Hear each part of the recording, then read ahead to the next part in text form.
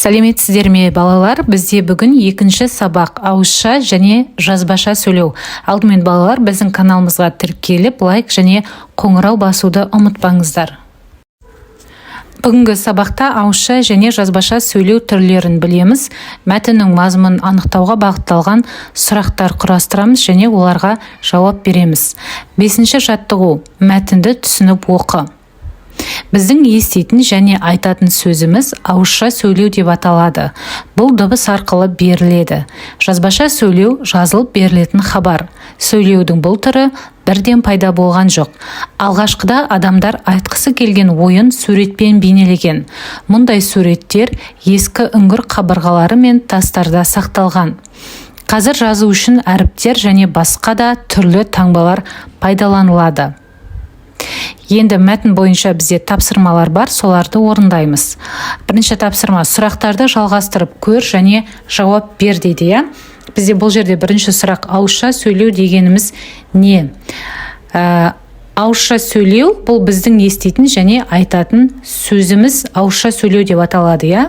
Екінші сұрақ: жазбаша сөйлеуші дейді. Жазылып берілетін хабарды жазбаша сөйлеу дейді.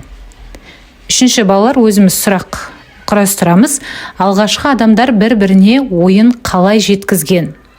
Жауабы: алғашқы адамдар айтқысы келген ойын суретпен бейнелеген деп жазамыз.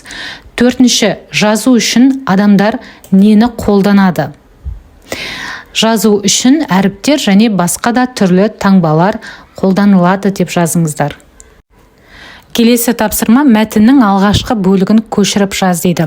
Балалар, бірінші абзацты дәптерімізге көшіріп жазып аламыз. Келесі 6-шы жаттығу: суреттегі заттар арқылы сөйлеудің қай түрі жүзеге асады? Сыныптас досыңмен бірге талқыла дейді. Балалар, бұл жерде бізде компьютер берілген, сол бойынша жазып көрейік. Суретте компьютер берілген. Компьютерде электрондық пошта арқылы адамдар бір-біріне хат жазады. Яғни компьютер арқылы сөйлеудің жазбаша түрі жүзеге асады. Компьютерде арнайы бейне қоңырау да шалуға болады. Ол кезде адамдар бір-бірімен ауызша сөйлеседі деп жазып қойыңыздар. Келесі тапсырма: компьютермен жұмыс істеу нұсқаулығын толықтырып жаз дейді. Бұл жерде бірінші: экранға жақын отырма. Екінші: қисаймай тік отыр дейді. Ары қарай жалғастырамыз. Үшінші: дымқыл немесе су қолмен компьютерді ұстама. Төртінші: компьютердің үстіне бөгде заттарды қойма. Келесі тапсырма: шығармашылық үзіліс. 7-ші жаттығу: жұмбақтар мен шешуіндегі заттарды сәйкестендір дейді. Бұл жерде бізде кітаптың суреті берілген және радионың суреті берілген. Енді жұмбақтарды оқимыз. Біріншісі: сөзі дана, үні жоқ, сөйлемейді, тілі жоқ. Қолыңа алсаң шешен, ақылы асқан көсем. Бұл жұмбақтың жауабы, балалар, кітап. Екінші: әрі шешен, әрі әнші, әрі күйші. Әр үйде бар тапқышым, кәне білші дейді. Бұл сұрақтың жауабы, балалар, радио. Себебі радиодан ән де айтылады, күй де тартылады.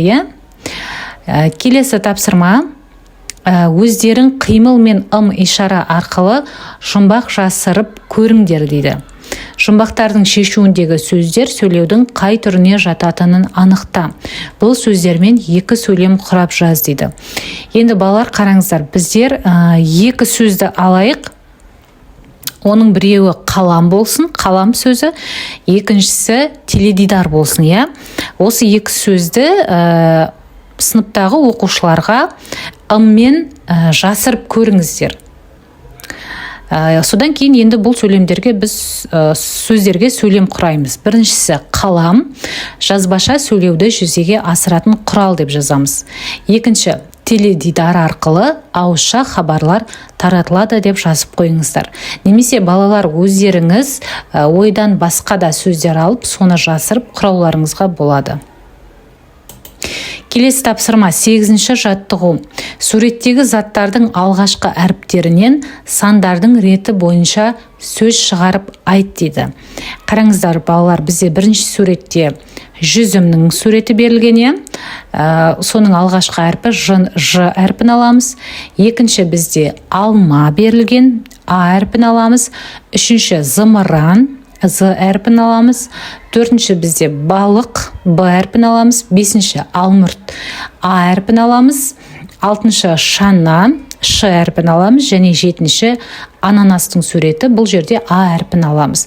Сонда бұл жерде бізде жазбаша деген сөз шығып тұр. Енді балалар, келесі тапсырма. Ауызша сөзін осы тәрізді суреттердің көмегімен құрастырып көр дейді. Ендеше балалар, дәптерлеріңізге мына суреттерді салсаңыздар болады. Мысалы, ауызша деген сөзді шығару үшін бірінші асықтың суретін салыңыздар. Екінші уықтың суретін салыңыздар, иә, уықты білесіздер ғой, киіз үйдің құрамдас бөлігі. Үшінші бір ыдыстың суретін салыңыздар. Төртінші зебра деген жануардың суретін салыңыздар. Бесінші шиенің суретін салыңыздар. Және алтыншы айдың суретін салыңыздар. Бұл суреттердің алғашқы әрпін алған кезде бізде ауызша деген сөз шығады. Келесі сабақта кездескенше сау болыңыздар.